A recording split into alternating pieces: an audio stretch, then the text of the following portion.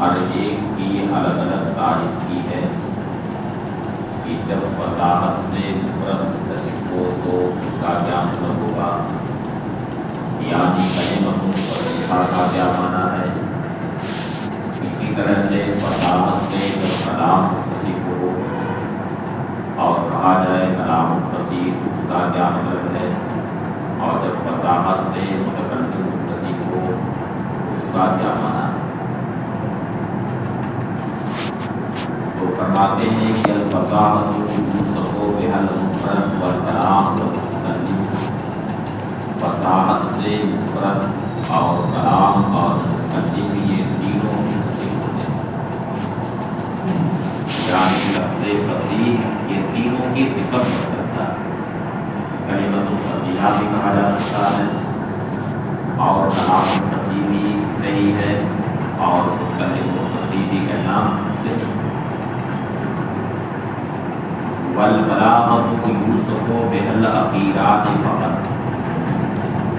اور بلاغت سے صرف اخیر والے دونوں متصف ہوتے ہیں، یعنی کلام اور متکلم یہ دونوں بلاغت سے متصف ہوتے ہیں، باقی مفرد یہ بلاغت سے متصف نہیں ہوتا۔ اس لیے کلام بلیغ یا متکلم بلیغ کہنا تو صحیح ہے، لیکن کلمۃ بلیغہ کہنا صحیح نہیں۔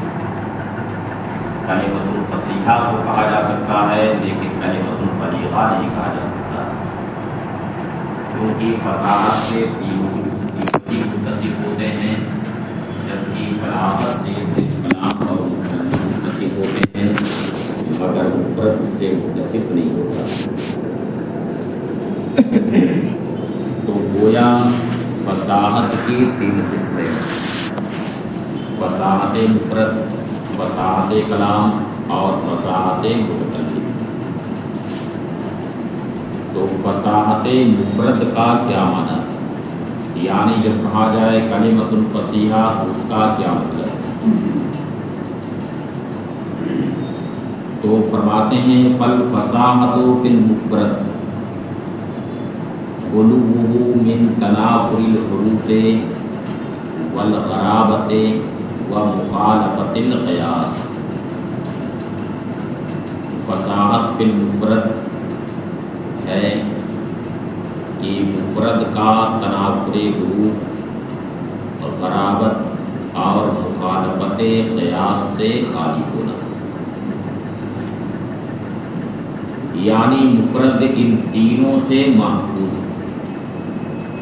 اس میں نہ تو تنافر حروف ہو، نہ ہی غرابت ہو اور نہ ہی مخالفت قیاس ہو، تو اس وقت وہ مفرد فصیح کہلائے۔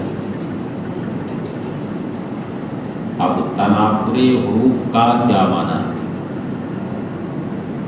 تو اس کی تعریف تو آپ لوگوں نے پڑھی ہوگی درست بلاغہ میں کہ تنافر حروف کا مطلب یہ ہے کہ ایسے حروف وہاں پر اکٹھا ہو جائیں جن کی وجہ سے زبان پر ثقل پیدا، یعنی زبان سے اس کی ادائیگی دشوار ہو۔ اسے کیا کہا جاتا ہے؟ تنافر حروف۔ اور غرابت کا معنی ہے کہ ایسا کلمہ جو غیر مانوس الاستعمال، یعنی لغت کی جو کتب متداولہ ہیں ان کتابوں میں اس لفظ کا معنی نہ ملے، وہ لفظ غریب الاستعمال ہو، نامانوس ہو، اسے کیا کہتے ہیں؟ غرابت۔ اور مخالفت قیاس کا معنی یہ ہے کہ جو مشہور قانون صرفی کے خلاف، تو فصاحت مفرد کے لیے ضروری ہے کہ وہ مفرد ان تینوں عیوب سے محفوظ، یعنی نہ اس میں تنافر حروف ہو، نہ ہی غرابت ہو، اور نہ ہی اس میں مخالفت قیاس، ان تینوں سے محفوظ۔ فالفصاحت فی المفرد خلوه من تنافر الحروف والغرابت ومخالفت القیاس۔ تو فصاحت فی المفرد ہے کہ مفرد کا تنافر حروف، غرابت اور مخالفت قیاس سے خالی ہونا، ان تینوں سے محفوظ ہونا۔ فالتنافر، تو تنافر کی مثال دیتے ہیں، غدائرہ مستشذرات الی العلا۔ غدائر یہ جمع ہے غدیرت کی۔ الخصلۃ من الراس یعنی سر کی چوٹی۔ مستشذرات کا معنی ہے مرتفعات، یعنی اس کی چوٹیاں بلندی کی طرف اٹھی ہوئی،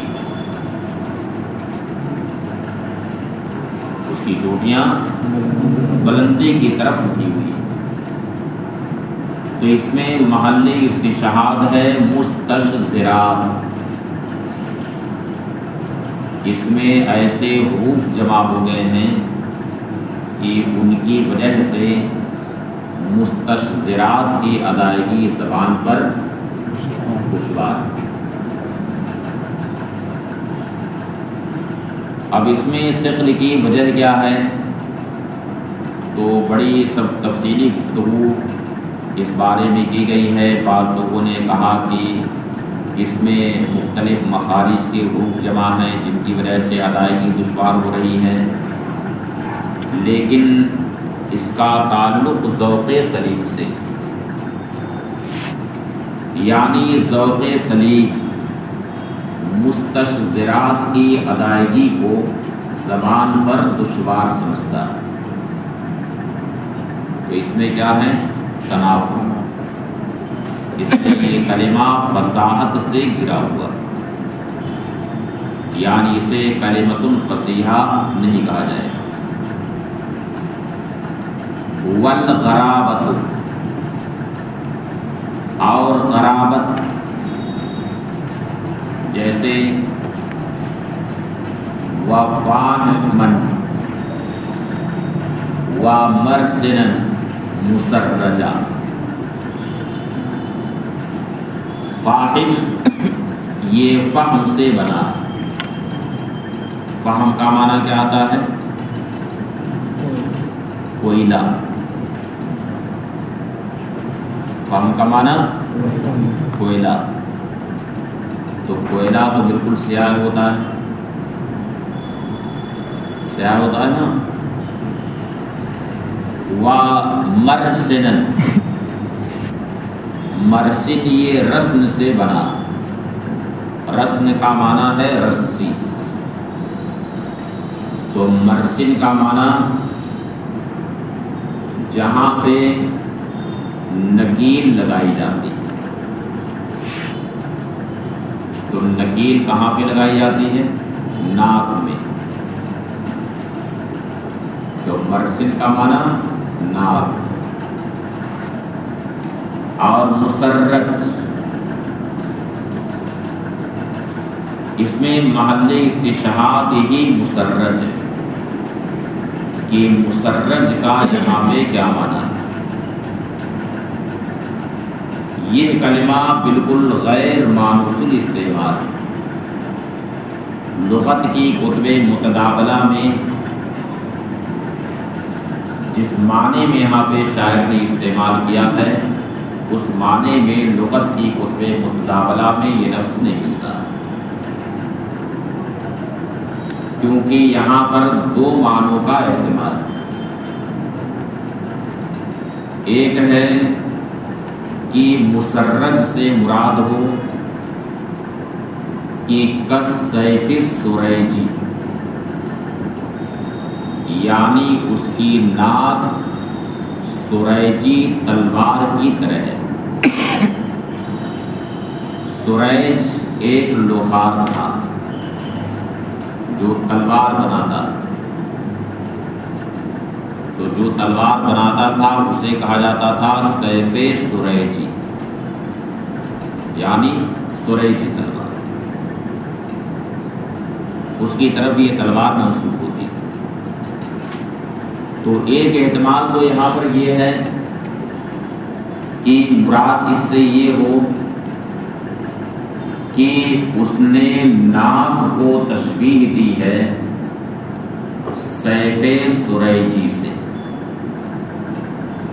یعنی سیف سریجی جیسے باریک ہوتی اور سیدھی ہوتی،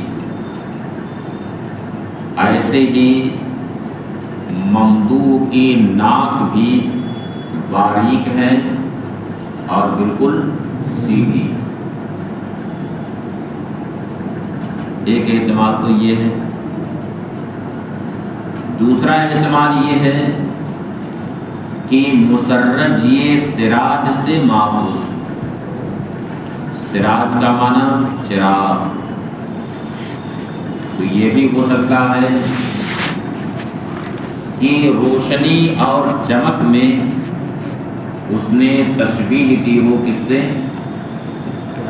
چراغ سے، یعنی جیسے چراغ روشن و منور ہوتا ہے اسی طرح سے اس کی ناک بھی روشن و منور۔ تو ان دو معنوں کا احتمال، مگر ان دونوں معنوں میں سے کسی بھی معنی میں اس لفظ کا استعمال مانوس نہیں ہے۔ لغت کی کتب متداولہ میں اس معنی میں اس لفظ کا استعمال نہیں ملتا ہے، تو یہ کلمہ غرابت سے بھرپور ہے، یعنی غریب الاستعمال ہے، اس لیے یہ کلمہ فصاحت کے معیار سے گرا ہوا ہے۔ وَفَاهِمًا وَمَرْسَلًا مُسَرَّجًا، یعنی اس کی زلفیں کوئلے کی طرح سے بالکل سیاہ ہیں۔ اس کے بعد کوئلے کی طرح سے بالکل سیاہ ہیں، اور اس کی ناک سیف سریجی کی طرح سے باریک اور سیدھی ہے، یا اس کی ناک چراغ کی طرح سے روشن اور چمکدار۔ اے کالسیف السریجی فی الدقۃ والاستواء، یعنی باریک ہونے میں اور سیدھی ہونے میں وہ سیف سریجی کی طرح ہے۔ او کالسراج فی البریق واللمعان، یا چمک اور روشنی میں وہ کس کی طرح ہے؟ چراغ کی طرح۔ والمخالفہ، اور مخالفت قیاس کا کیا مطلب ہے؟ اس کی مثال دے دی۔ مخالفت قیاس کا معنی ہے کہ وہ لفظ مشہور قانون صرفی کے خلاف، مشہور قانون صرفی کے خلاف. جیسے مشہور قانون صرفی یہ ہے کہ جب دو حرف ایک جنس کے جمع ہوں تو پہلے کو ساکن کر کے دوسرے میں ادغام کر دیا جاتا ہے. یہ مشہور قانون صرفی. اب اگر دو حرف ایک جنس کے جمع ہونے کے باوجود ادغام نہ کیا جائے تو وہ لفظ مشہور قانون صرفی کے خلاف کہلائے گا اور اس میں مخالفت قیاس کا عیب ہوگا. اس لیے وہ کلمہ فصیح نہیں ہو سکتا. والمخالفہ اور مخالفت قیاس جیسے الحمدللہ العلی الاجل تو اس میں محل استشہاد ہے اجلل. تو مشہور قانون صرفی یہ چاہتا ہے کہ اجل ہونا چاہیے، اس لیے کہ دو حرف ایک جنس کے جمع ہیں تو ادغام یہاں میں ہونا چاہیے، لیکن ادغام نہیں کیا گیا تو یہ مشہور قانون صرفی کے خلاف ہوا. اس لیے اس میں مخالفت قیاس کا عیب ہے تو یہ کلمہ فصیح نہیں کہلائے. قیل ومن الکراہۃ فی السماع، بعض لوگوں نے کہا کہ کوئی بھی کلمہ فصیح ہونے کے لیے یہ بھی ضروری ہے کہ وہ کلمہ کراہت فی السماع سے بھی محفوظ، یعنی سننے میں وہ کلمہ مکروہ نہ معلوم ہوتا. سننے میں وہ کلمہ مکروہ نہ معلوم ہوتا تو کراہت فی السماع سے بھی محفوظ ہونا ضروری ہے. اس کی مثال پیش کی ہے کریم الجرشہ شریف النسب. یہ کس کا شعر ہے؟ متنبی کا شعر. پڑھیں کہ نہیں؟ کریم الجرشہ شریف النسب. جرشہ کا معنی ہے نفس، طبیعت. کریم الجرشہ یعنی سیف الدولہ، دل کے لحاظ سے قریب ہے. شریف النسب، نسب کے لحاظ سے شریف. تو جن لوگوں کا یہ قول ہے کہ کراہت فی السماع سے ہی محفوظ ہونا چاہیے، انہوں نے کہا کہ جرشہ یہ سننے میں مکروہ معلوم ہوتا ہے. مکروہ لگ رہا ہے کہ نہیں سننے میں؟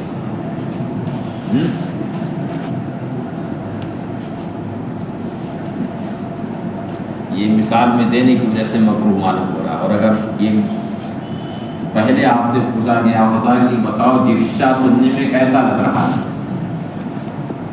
تو شاید کسی کو مکروہ نہ لگتا. اس میں لکھا ہے اس لیے سب کو مکروہ لگ رہا ہے سننے میں. بہرحال ان لوگوں نے مثال میں اسی جرشہ کو پیش کیا ہے کہ جرشہ یہ سننے میں مکروہ معلوم ہوتا ہے.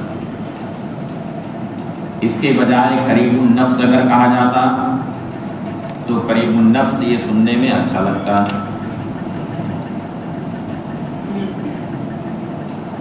اور ہے بھی ایسا کہ بہت سے الفاظ ہوتے ہیں کہ سننے میں وہ الفاظ اچھے لگتے ہیں اور کچھ الفاظ وہ ہوتے ہیں کہ سننے میں معنی وہی رہتا ہے لیکن الفاظ سننے میں اچھے نہیں لگتے. ہوتا ہے کہ نہیں؟ آپ خود اردو زبان میں بھی تعبیرات کو دیکھ لیجیے کہ بعض تعبیریں وہ ہیں کہ سننے میں اچھی لگتی ہیں اور بعض تعبیریں وہ ہیں جو سننے میں اچھی نہیں لگتی. تو بہرحال قول یہ ہے کہ فصاحت کلمہ کے لیے، فصاحت مفرد کے لیے صرف انہی 3 قیود سے محفوظ ہونا کافی نہیں ہے، بلکہ ان 3 قیود سے محفوظ ہونے کے ساتھ ساتھ یہ بھی ضروری ہے کہ کراہت فی السماع سے بھی محفوظ ہو، یہ بھی ضروری ہے۔ اور اس کی مثال یہی پیش کی ہے کریم الجرشا شریف النسب، مگر مصنف کو اس قول سے اتفاق نہیں، اس لیے مصنف نے کہا کہ فیہ نظر، یہ قول محل نظر، اس وجہ سے کہ جہاں تک بات یہ ہے کہ سننے میں کوئی لفظ مکروہ سا لگ رہا،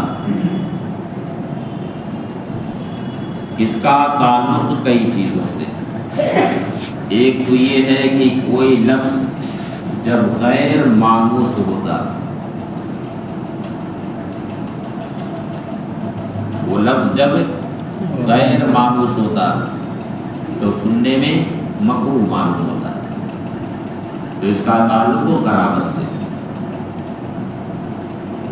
یا پھر اس کا تعلق نغمے اور آواز سے، ایک ہی لفظ ہے، اگر اچھی آواز والا اسے اپنی آواز میں پڑھے تو سننے میں وہی کلام، وہی جملہ اچھا لگتا ہے، کوئی ایک جملہ ہے، کوئی ایک کلام ہے، اگر اچھی آواز والا اسے پڑھے تو سننے میں اچھا لگتا ہے، اور اگر اچھی آواز والا اسے نہ پڑھے تو سننے میں وہی کلام اچھا نہیں لگتا ہے۔ کیا ہے اس کا تعلق نغمے اور آواز سے ہے نا ایسا؟ تو اب اس کا فرق کرنا تو بہت مشکل ہے کہ کون سا لفظ ایسا ہے کہ اس میں کراہت فی السماع ہے، کون سا لفظ ایسا ہے کہ اس میں کراہت فی السماع نہیں ہے۔ اس لیے یہ قول محل نظر ہے، مصنف اس بات سے متفق نہیں، فرمایا وفیہ نظر، اور اس میں نظر ہے، یعنی یہ قول محل نظر۔ یہ بیان تھا فصاحت کلمات کا۔ اب فصاحت فی الکلام کے لیے کیا چیزیں ضروری ہیں؟ تو فرماتے ہیں وفی الکلام خلوصه من ضعف التالیف وتنافر الکلمات والتعقیب مع فصاحتها، یعنی فصاحت فی الکلام یہ ہے کہ وہ کلام ضعف تالیف اور تنافر کلمات اور تعقید سے خالی، ان تینوں عیب سے محفوظ، اس میں نہ ذوق تعریف ہو، نہ تنافر کلمات ہو، اور نہ ہی تعقیب، مع فصاحتھا، ساتھ ہی ساتھ اس کے کلمات سب فصیح، یعنی اس کلام میں جتنے الفاظ آئیں ہر لفظ اپنی اپنی جگہ پر فصیح ہونا چاہیے، یعنی اس کا ہر لفظ تنافر حروف، غرابت اور مخالفت قیاس سے محفوظ ہو، سارے کلمے اس کے فصیح ہوں، سارے مفردات اس کے فصیح ہوں، اور ان کی فصاحت کے ساتھ ساتھ یہ ضروری ہے کہ پورا کلام ذوق تعلیف، تنافر کلمات اور تعقید سے محفوظ۔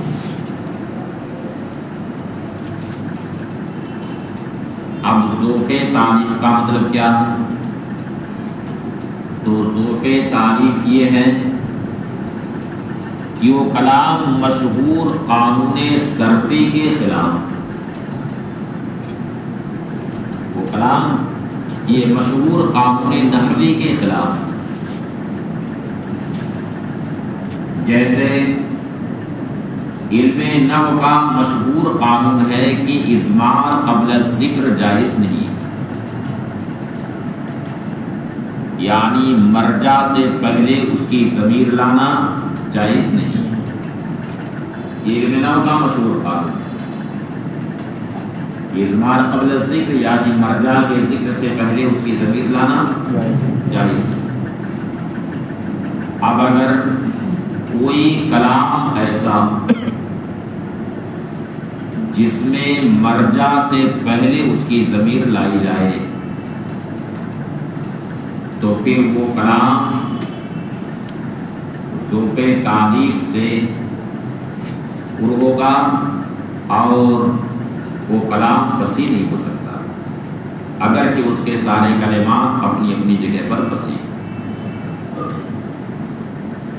فالظروف تو ظروف تعلیف جیسے ضربا غلامہ زیدن، تو غلامہ میں ضمیر زید کی طرف لوٹ رہی، جبکہ زید کا ذکر پہلے نہ تو لفظ آیا ہے نہ ہی حکم آیا، کیونکہ زیدن یہاں پر مفعول بھی واقع ہے، تو اس کا ذکر ضمیر سے پہلے نہ تو لفظاً ہوا اور نہ ہی معنی ہوا، اس وجہ سے ضربا غلامہ زیدن یہ کلام فصیح نہیں ہو سکتا، اگرچہ اس کے کلمے سب فصیح ہیں مگر خود یہ کلام فصیح نہیں ہو سکتا۔ والتنافر، تنافر کی دو قسمیں ہیں، تنافر حروف اور تنافر کلمات۔ تو کلمہ فصیح ہونے کے لیے تو ضروری تھا کہ تنافر حروف سے وہ کلام محفوظ۔ تنافر حروف کا مطلب ہے کہ ایسے حروف وہاں پر اکٹھا ہو جائیں جن کی وجہ سے اس کلمے کی ادائیگی زبان پر دشوار ہو، مگر تنافر کلمات کا مطلب ہے کہ ایسے کلمے وہاں پر اکٹھا ہو جائیں ان کلمات کے اکٹھا ہونے کی وجہ سے اس کلام کی ادائیگی زبان پر دشوار کا قولی، جیسے کہ شاعر کا یہ قول لیسا قربا قبر حرب قبر، قبر حرب بمکان قبر، یعنی حرب کی قبر کے قریب کوئی قبر نہیں، حرب کی قبر کے قریب کوئی قبر نہیں، قبر و حرب بمکان قبر، حرب کی قبر خالی جگہ پر، یعنی صحرا بیابان میں ہے کہ جہاں اس کے علاوہ اور کوئی قبر نہیں۔ لیسا قربا قبر حرب قبر، حرب کی قبر کے قریب کوئی قبر نہیں۔ اب یہاں پر قرب، پھر قبر، پھر حرب، پھر قبر، یہ سارے کلمے یہاں پر جمع ہو گئے ہیں، تو ان سارے کلموں کے اکٹھا ہونے کی وجہ سے اس کلام کی ادائیگی زبان پر دشوار ہے۔ اگر کوئی لگاتار 5 مرتبہ اس کو اپنی زبان سے کہے تو زبان ضرور لڑکھڑائے گی۔ تجربہ کر کے دیکھو کہ زبان چل رہی ہے کہ زبان لڑکھڑا ہے، زیادہ نہیں، بس 5 بار کہہ کے دیکھو اس کو،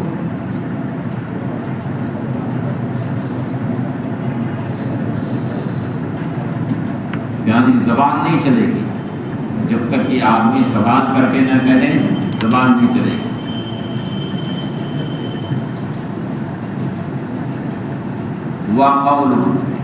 وقولی، اور شاعر کا یہ قول،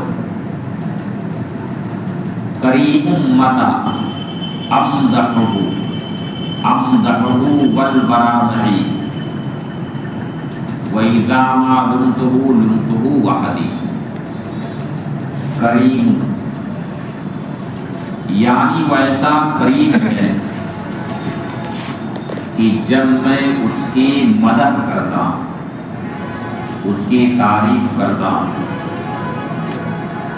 تو اس حال میں اس کی تعریف کرتا ہوں کہ ساری مخلوق میرے ساتھ ہوتی ہے، یعنی ساری مخلوق تعریف کرنے میں میرا ساتھ دیتی ہے. وَإِذَا مَا لُمْتُهُ، لاما یلوم سے ہے لمتو، اور جب میں اس کی ملامت کرتا ہوں، اس کی مذمت کرتا ہوں، تو میں اس کی ملامت تنے تنہا کرتا ہوں، یعنی کوئی میرا ساتھ نہیں دیتا. تعریف کرنے میں تو سب لوگ میرے ساتھ ہوتے ہیں، لیکن جب کبھی میں اس کی مذمت کرتا ہوں تو مذمت کرنے میں کوئی میرا ساتھ نہیں دیتا، بلکہ مذمت مجھے تنہا کرنی ہوتی ہے. تو اب یہاں پر امدحہ ان دونوں کے اکٹھا ہونے کی وجہ سے یہاں پہ زبان پر ثقل پیدا ہوتا ہے، اس لیے یہاں پر اس میں تنافر، تو یہ کلام فصاحت سے گرا ہوا. یہاں مصنف نے تنافر کی دو مثال دی. پہلی مثال دی ہے لیسا قربا قبر حرم قبر، اور دوسری مثال دی ہے قریوم متا امدحہ والبرامعی وَإِذَا مَا لُمْتُهُ وَحَدِي. تو اس میں پہلی جو مثال ہے وہ نہایت درجہ تنافر کی مثال ہے، یعنی اس میں تنافر اپنی انتہا کو پہنچا ہوا، جبکہ دوسری مثال میں تنافر اپنی انتہا کو نہیں پہنچا، یعنی اس میں وہ تنافر نہیں. تو پہلا ہمارا جو تنافر ہے وہ تنافر متناہی، اور دوسرا جو تنافر ہے دوسری مثال میں جو تنافر ہے وہ تنافر غیر متناہی. تنافر متناہی کا مطلب ہے کہ وہ تنافر جو اپنی نہایت کو پہنچا ہوا، اپنی انتہا کو پہنچا ہوا، اور تنافر غیر متناہی کا مطلب وہ تنافر جو اپنی انتہا کو نہیں پہنچا.